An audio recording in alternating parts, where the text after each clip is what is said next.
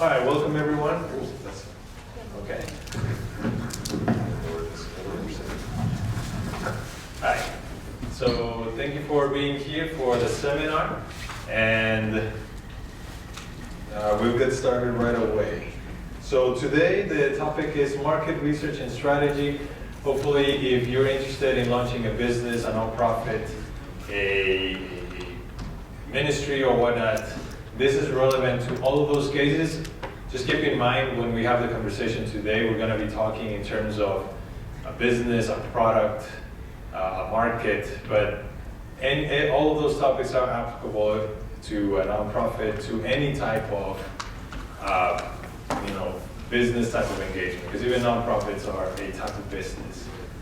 They're just simply not becoming rich from those profits, but it's still a business, right? So they're all the same in a sense. So just want to make sure that you understand that, and you don't feel like, well, I'm not doing a business, I'm not trying to launch a business, I'm more interested in a ministry or a nonprofit. Just keep in mind that all of these topics are applicable to those cases too. Okay? And so just to let you know, this part of the Startup Launch series, and today we're doing market research and strategy. There is one more seminar on, I should say, March 12th, so in 3 weeks or so, yes. The last one of the series, Revenue Model and Fundraising, is the last seminar. There's also another seminar, not a seminar, an info session for the pitch competition on March 5th. So if you're interested in that and you didn't come to our first info session, we're going to have another one March 5th, which is in 2 weeks on a Tuesday choice as well. And just a brief commercial here, and Innovation Week coming up on April, first week of April, and this is the rundown of the different events. Stay tuned for that. I guess we lost connectivity.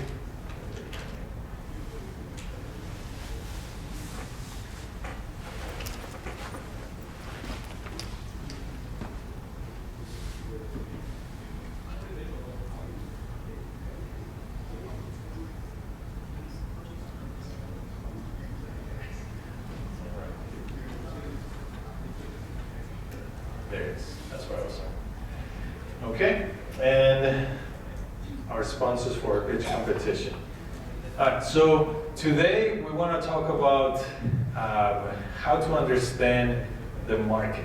Where you have a product or a service and you're trying to reach a certain market, you need to understand, how do you go about identifying the right market, the right customers, estimating how much you could sell, all those questions. Now this is a very simple framework.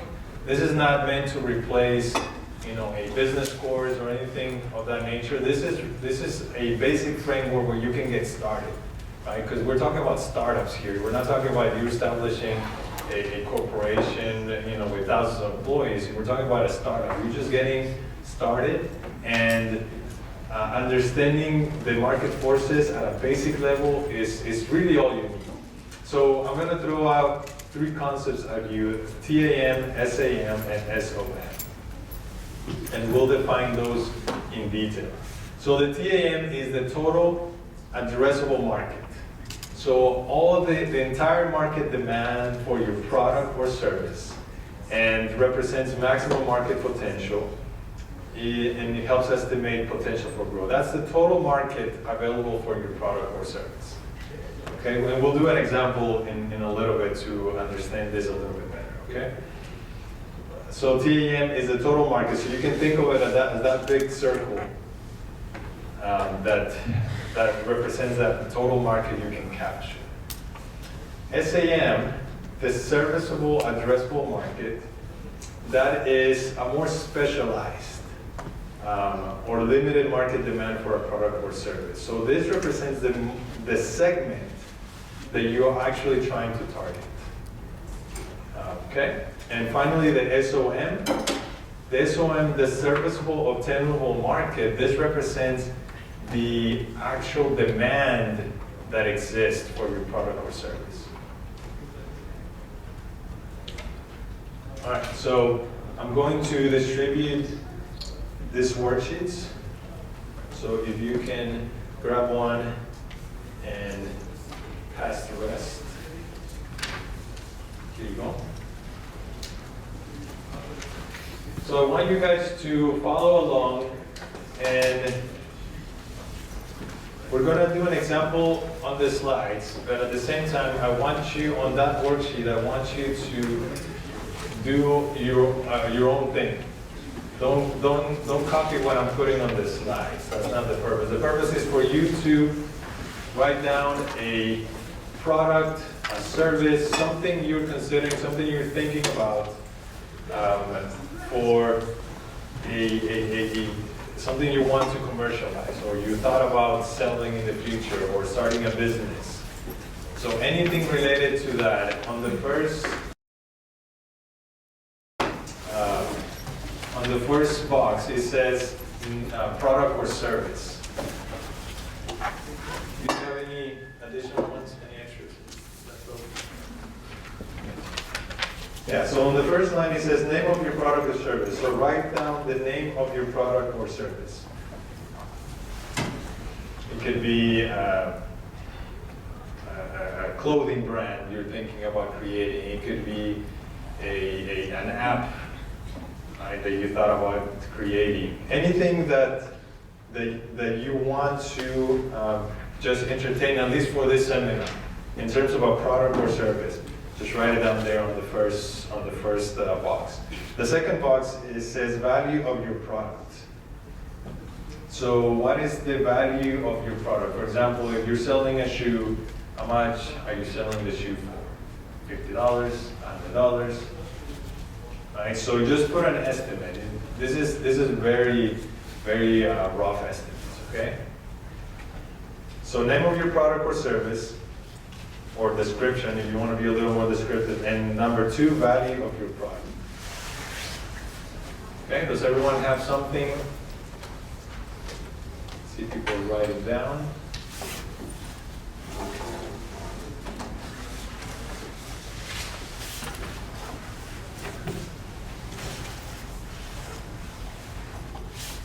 Because in a moment I'm going to show you how to estimate your TAM based on the numbers that you're writing down, and some of the numbers you're writing down in the information.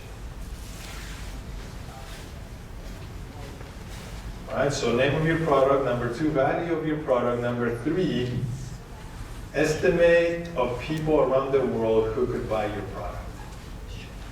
Now that's probably going to be a big number, hopefully. If it's just very few people, then your market is really small, right? So, but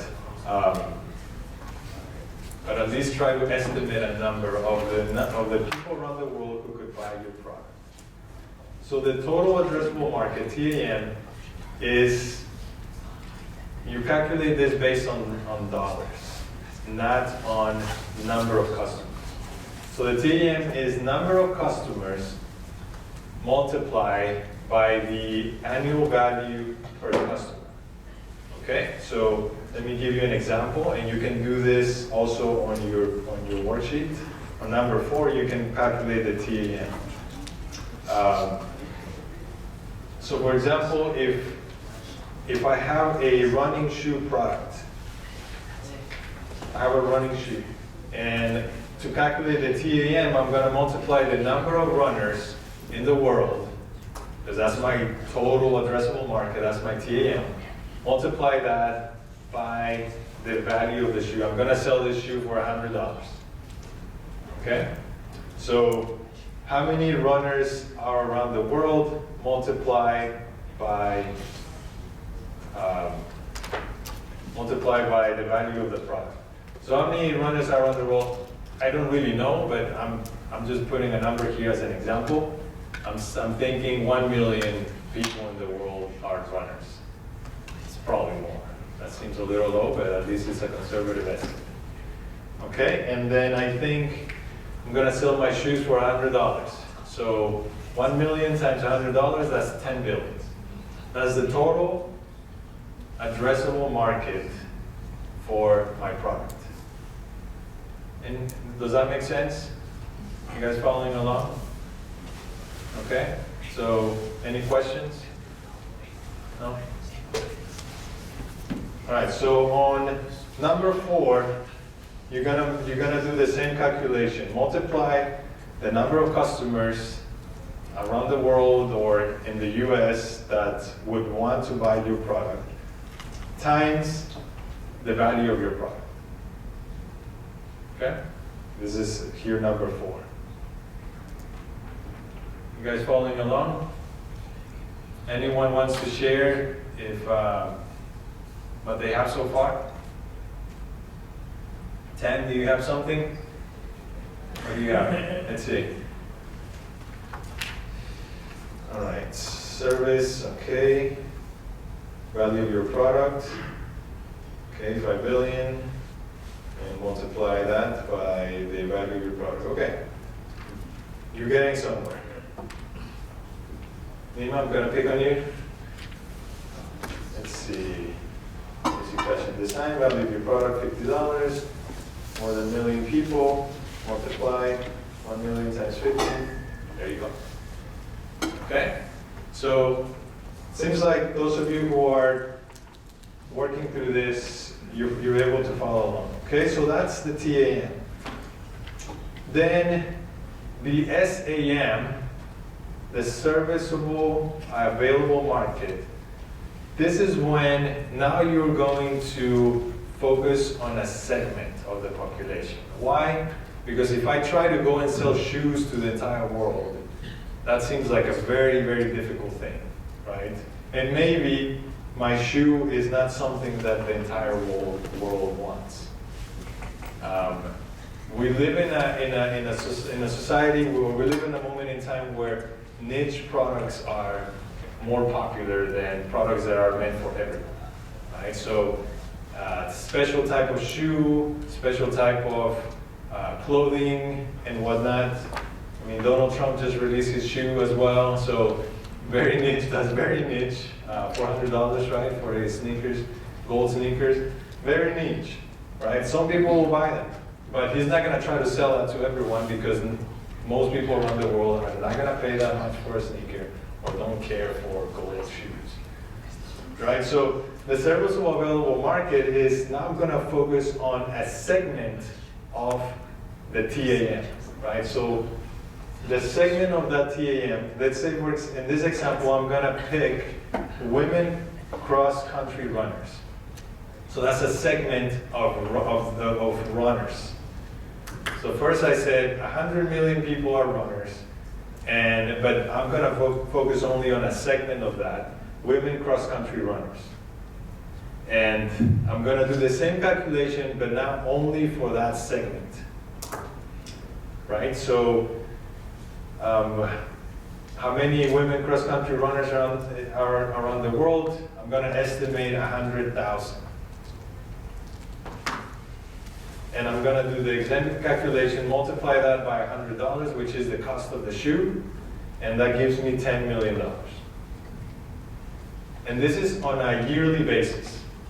Okay, I'm calculating this on a yearly basis. That means people are going to be rebuying shoes from me, or at least I hope so. And out of 100,000 women cross-country runners.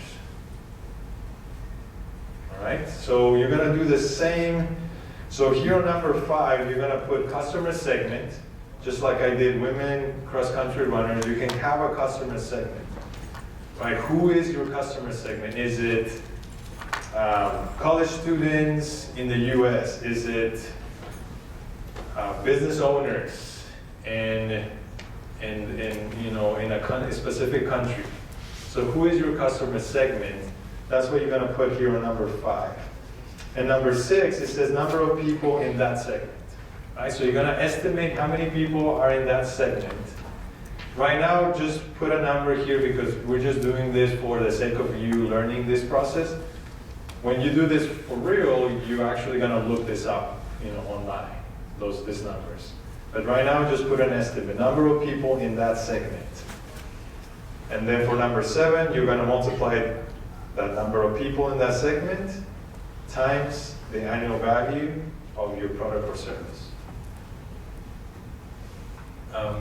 You guys have any questions on this? I see you guys following along. Just want to make sure that everyone is understanding what we're doing.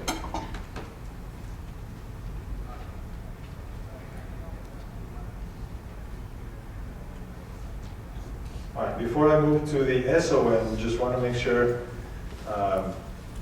we don't jump too quickly. Anyone wants to share their customer segment and their SAM calculations?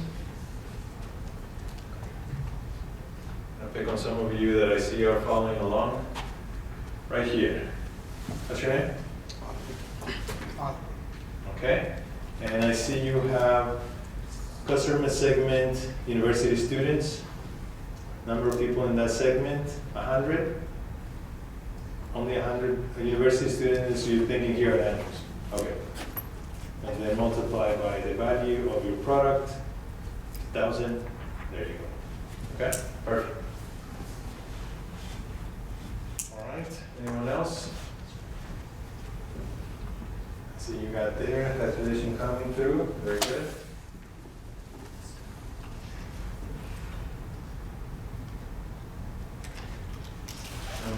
Number of people in that segment. What is the customer segment? Oh, okay. Very good. Okay. All right. So this is not very hard. Just it can be confusing because of all the names and everything. But it seems like everyone's catching up. All right. So SOM. SOM, the serviceable obtainable market. So all these names sound very similar, but don't get confused. So SOM is based on demand. So this is what you will actually get. So TAM is like, this is how many people in the world are runners, and maybe they'll want my shoes. But then you're like, but you know what? Our shoes are very specific, only for women who do cross-country running. So that's our SAM. So we're gonna focus on those, and we're gonna, put ads on running magazines and go to events to promote our product, right? So you're gonna target that segment only, that segment of the population. But then finally, after all that work, the SOM represents the actual demand for your product. So how do you estimate demand? Anyone has an idea? How do you estimate the demand for your product? Any business students here? How do you know the actual demand for your product?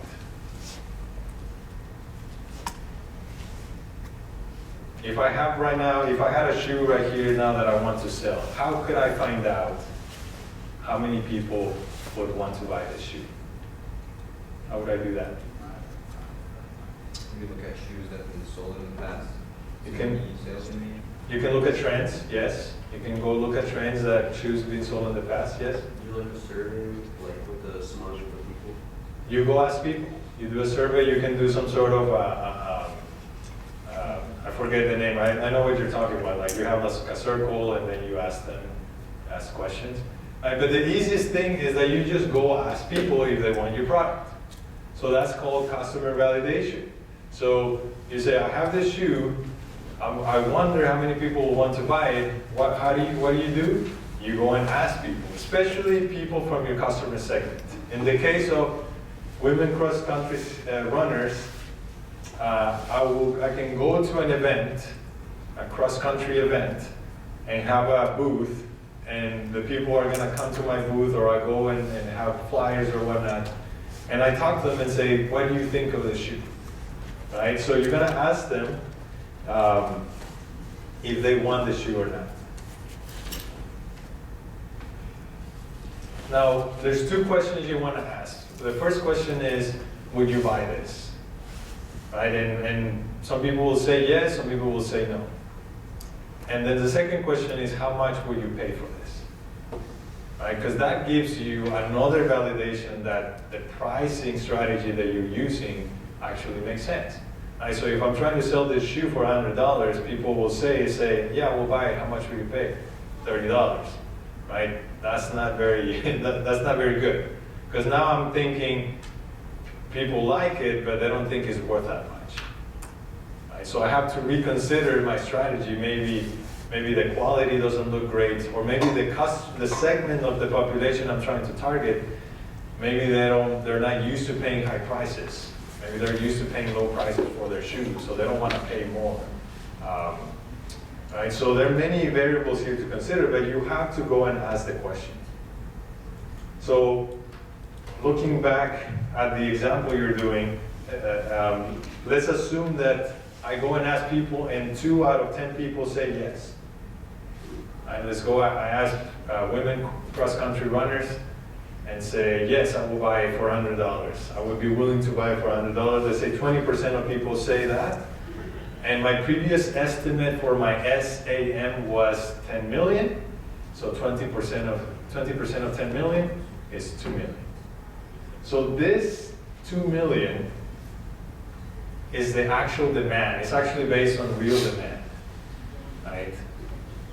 You're hoping you can capture all that demand. It really depends on if you can actually deliver the product, right? Your operational capacity. Can I actually make enough shoes and put them in stores or get them to the people so they can buy it?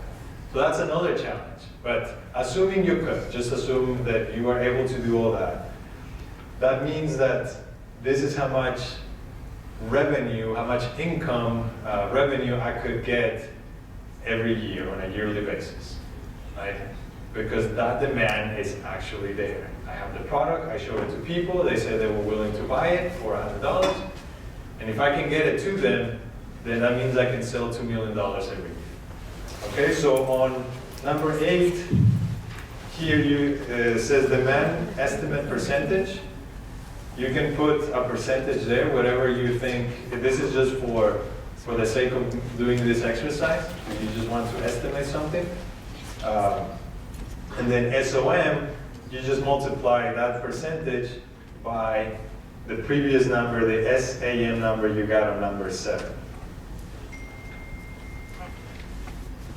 Right, so if you say, I think the demand within that customer segment is 10%, then you multiply 10% by your SAM, or 0.1 by whatever number you had, and that's how you get your SOM.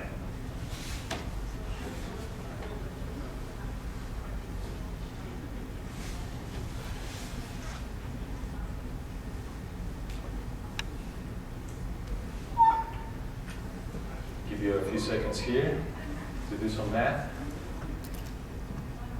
If you choose a very simple percentage, the math should be also be simpler.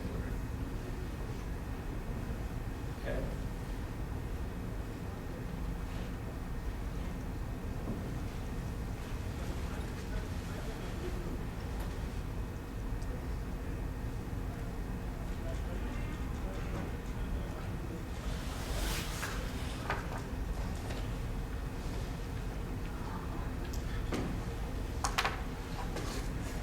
Okay, any questions on this so far? All right, so let me go back to this diagram here, where the big circle is the TAM, the middle circle is this SAM, and the smaller circle is the SOM, the actual demand for your product. Okay, so let me ask you a question. Right now you're calculating SOM. Does that represent the max amount of money you could ever make with that product on a yearly basis? What do you guys think? Huh? It is not. You're right. It is not the max amount. This is, the SOM represents the amount, the existing demand for your product today, right? Because you went and you did a survey, you asked people questions. So that's the existing demand. You show them the product.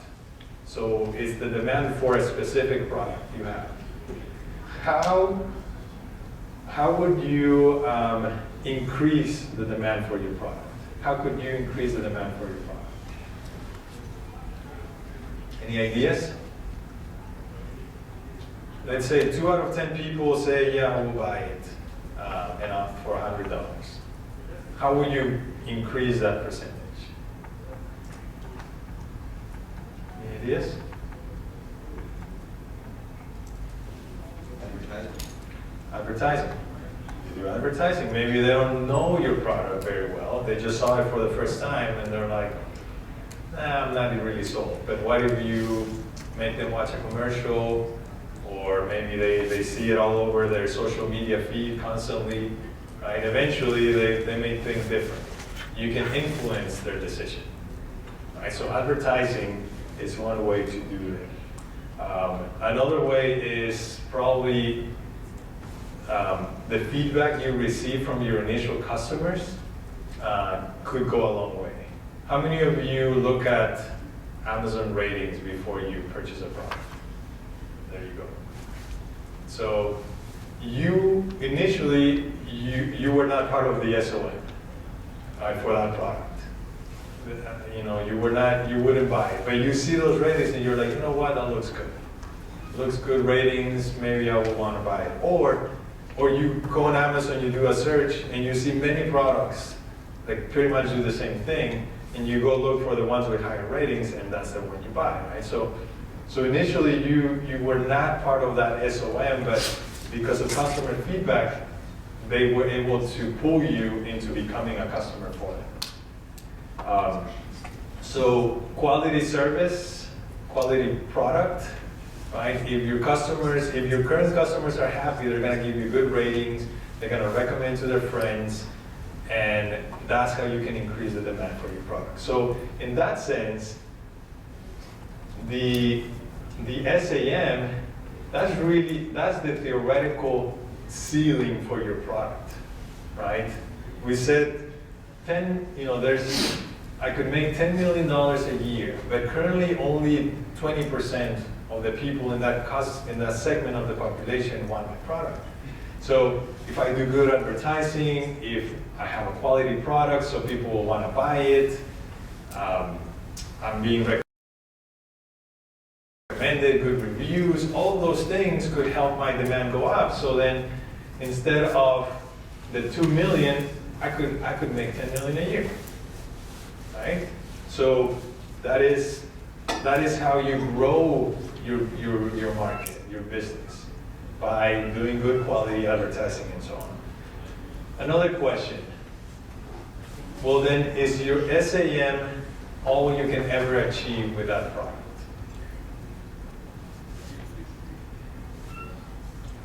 Right, so we said, we have those 3 big circles. The small circle, that's the demand today.